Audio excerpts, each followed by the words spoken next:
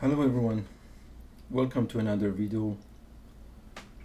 I'm going to cover another chapter or article of this special publication of economic geology, which is focused on epithermal and porphyry deposits.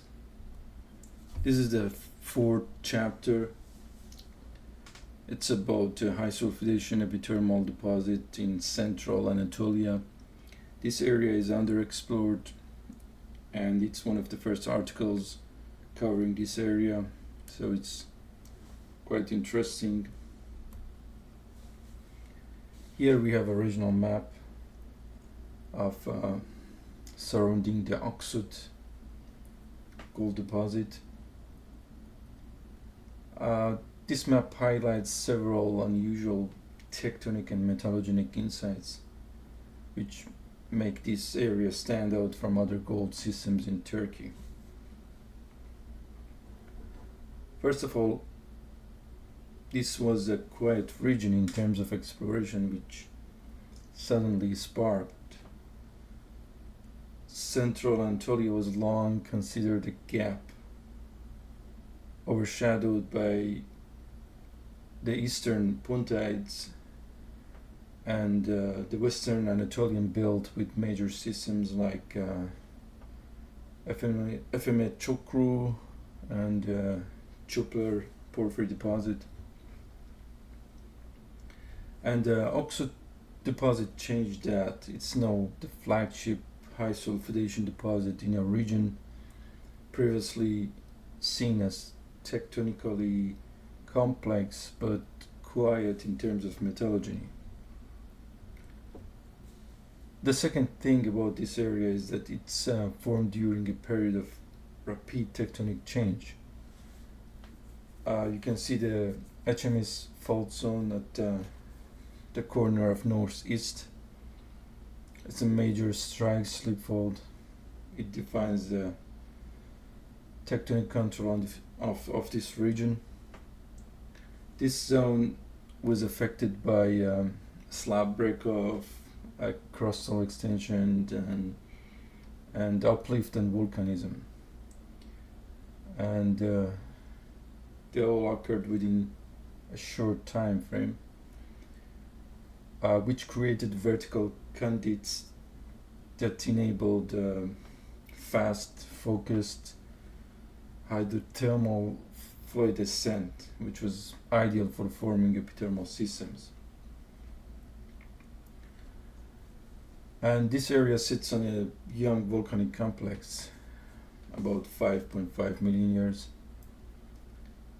And the age of and setting of Öksüt is very young compared to other Anatolian systems, placing it within late Miocene and early Pliocene volcanism.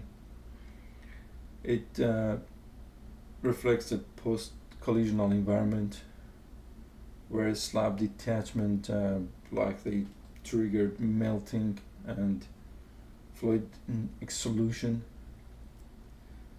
and fitted mineral systems. So it's a new emerging gold belt with Öksüt in production and multiple nearby prospects and properties which are under exploration. And so this area is no longer a blank spot between gold-rich regions in the east and west. And central Anatolia is now being redefined as a standalone metallogenic belt. And this area is a tectonic window for gold fertility. The map shows that Öksüt is located at the intersection of multiple fault zones. We have AFZ, CAFZ, GTZ faults in this map. And these intersecting faults likely resulted in focusing magmatic intrusions. They localized volcanic dome complexes, and they acted as long-lived fluid pathways, and the whole system structural convergence makes it a prime geological trap for ore formation. Here's another map at a local scale. This is a structural and alteration map of the Öksüt deposit and the surrounding area, along with the cross-section at the right side, and shows some unusual geological features compared to other deposits. Öksüt is one of the youngest high-sulfidation systems in the western Tethyan belt. Most high-sulfidation systems in this belt formed between 10 to 15 million years ago, and Öksüt stands out as an exceptionally young, which formed between 5.7 to 5.4 million years. And it's among the youngest documented high-sulfidation deposits in this region. The second thing is that it's hosted in a volcanic dome complex with marl diatreme cap. The ore system is built within a Miocene-Pliocene dome complex. It's capped by a marl diatreme structure. It's a shallow explosive volcanic feature. This marl field and diatreme breccia provided a vertical fluid pathway for acidic and metal-bearing hydrothermal fluids. They are rare in typical epithermal systems, which are usually less explosive or not as well preserved. The next thing is a full vertical alteration profile, which is both exposed and mapped in this area, from a massive vaggy silica at the center to coarse alunite and coarse kaolinite halos, and then to propylitic zones. We see original alteration map zoning, and it's a kind of textbook zoning. At the center we have red orange vaggy and massive silica core, and at the margins we have yellow green kaolinite, which turns into elite and smectite. Usually these systems are so rare to be so well preserved, and we can see the full vertical and lateral zoning both at surface and drill core scale if you go through the article and show the other images. The other interesting thing is that we have a deep chalcocite blanket from a supergene enrichment. There are some drill holes like ODD 333, which is located outside of the pit margin, pit boundary, and intersected calcocite-rich enrichment blankets. It's a supergene feature which is usually not always present in volcanic acid systems, and this indicates prolonged oxidation after mineralization, likely due to favorable geometry of the conduit and cap rocks. And finally, we have a hybrid structural control. We have a mix of faults and dooming placement, and the deposit formed at the intersection of faults and doom-related intrusions. We have strike, slip, and normal faults, which acted as conduits. We have porphyry intrusion, which created overpressure and drove hydrothermal circulation. So we have a coincidence of magmatism, faulting, maar forming eruptions, which reflects a unique tectonic and magmatic trigger for mineralization.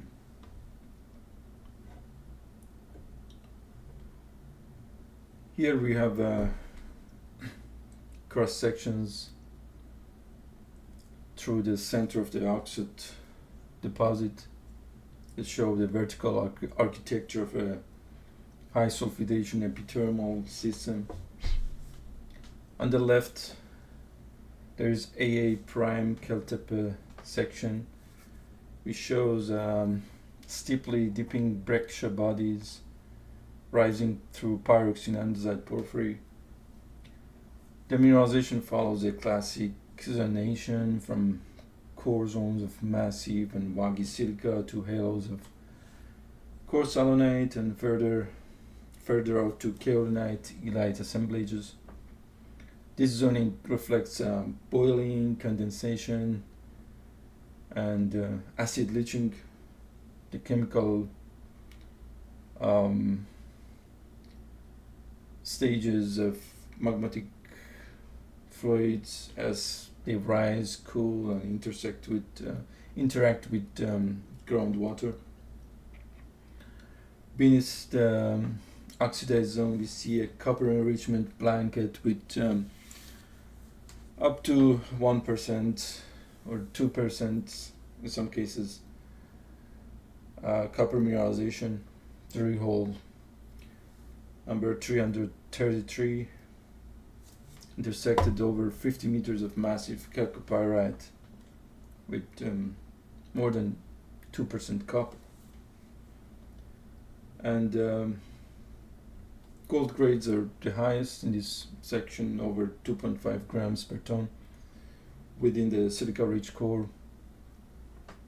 And these values drop off in outer halos, but remain economically significant in the alunite zone.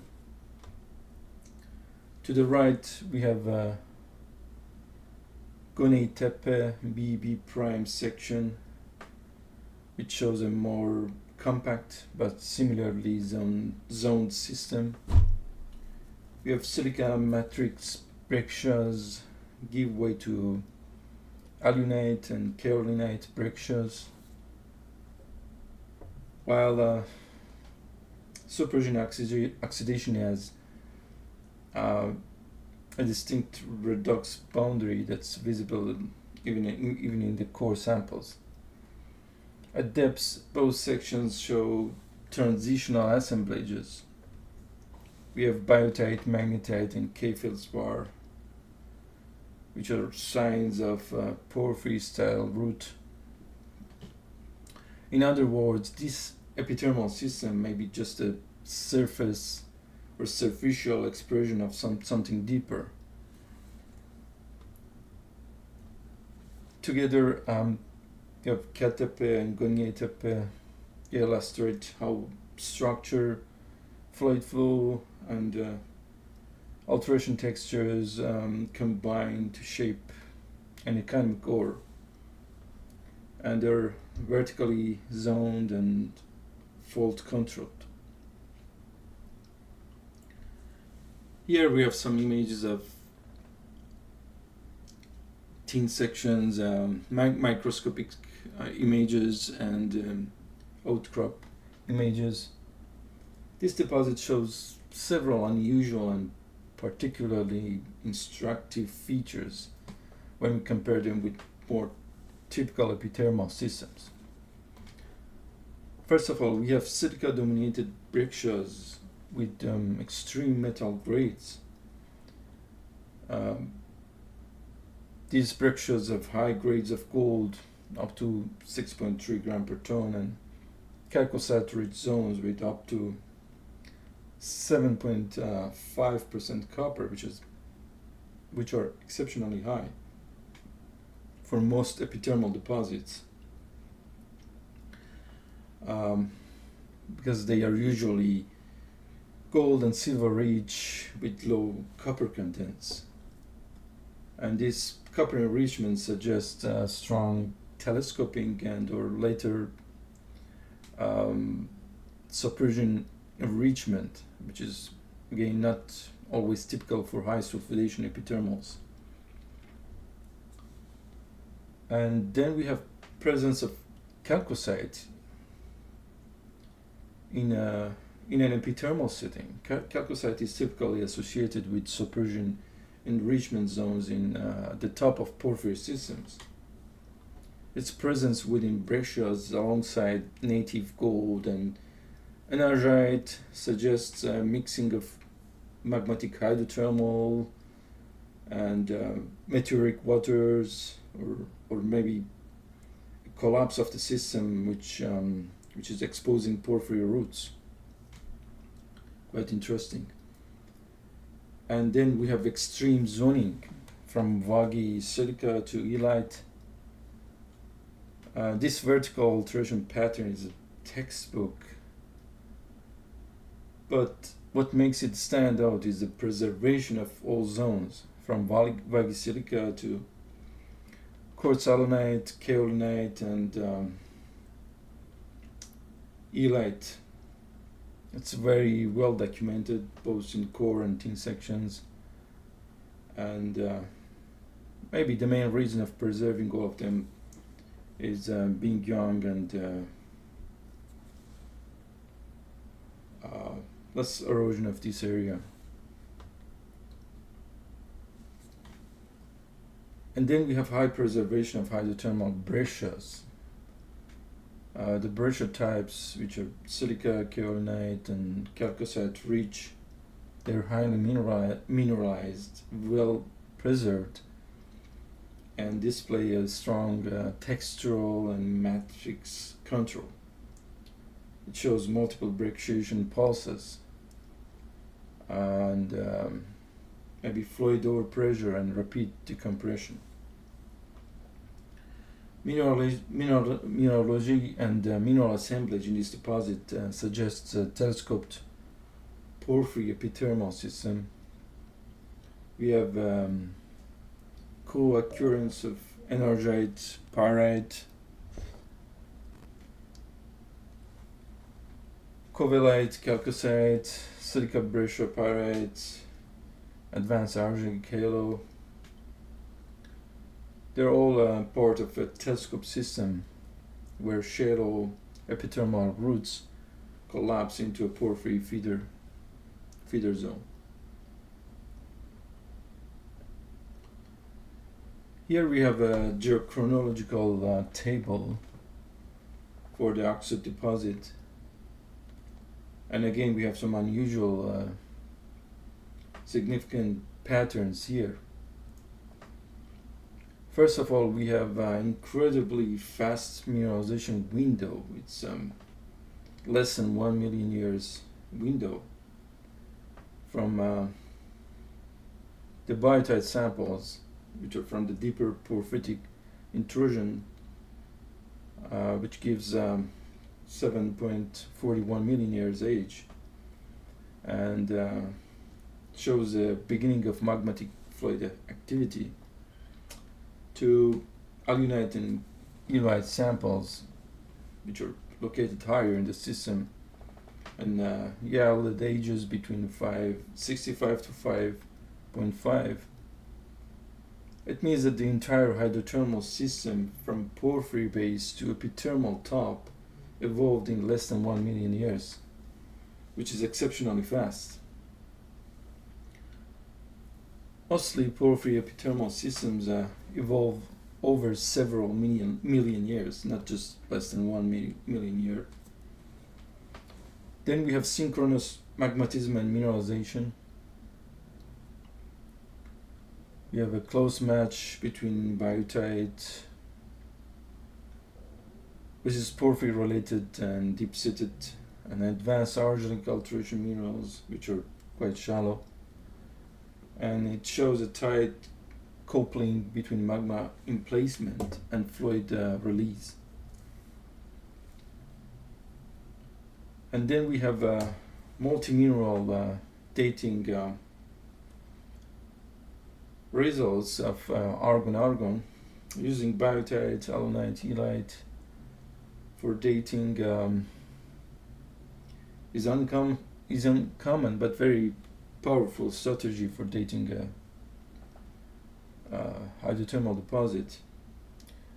Most systems rely on zircon or just one hydrothermal phase, but here in this study we have bracketing gauges across depths and alteration zones, and it's nailed the true timing of ore forming events. So we have fast focused gold delivery in this system. Öksüt was not a slow leak of gold, it was a geological flash flood. The mineralizing system was not only fast but spatially focused and efficiently channeling metal-rich fluids through a narrow time window, which is directly related to volcanism and extension.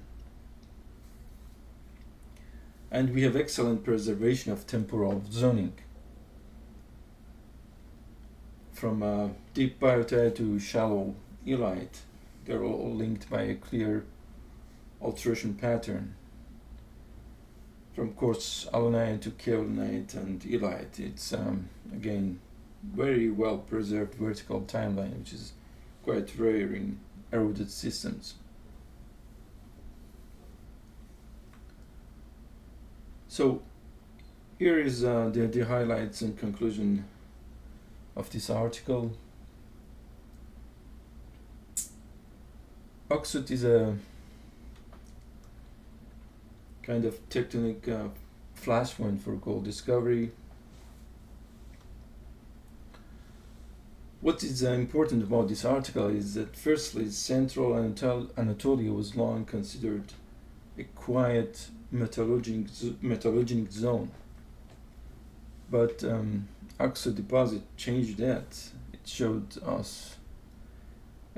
us that this so-called gap can host a world-class epithermal system if the right structural and magmatic ingredients come together. So what makes this deposit special? It formed incredibly fast, under 1 million years, from porphyry roots to shallow high-sulfidation caps. And we see beautifully preserved vertical zoning, from deep biotite-rich porphyry alteration to vaggy silica to elite at the margins. And the Diatreme hosted Breccias were not just structurally important, they acted as fluid expressways and later as oxidation traps, which enabled supergeny enrichment with chalcocite and gold upgrades. And all of these was not just a random. It happened because Öksüt sits on a tectonic crossroad where slab break-off, dooming placement, and strike slip faults came together in just the right way to focus the magmas and fluids into a tight, explosive corridor. So what's the big exploration takeaway? Öksüt proves that young volcanic belts, even post-subduction ones, can be gold rich as long as there is a right structural plumbing. And it's a perfect example of a telescoped system with deep porphyry processes and shallow epithermal overprints merged in a complex and compact vertical stack. Thanks for watching.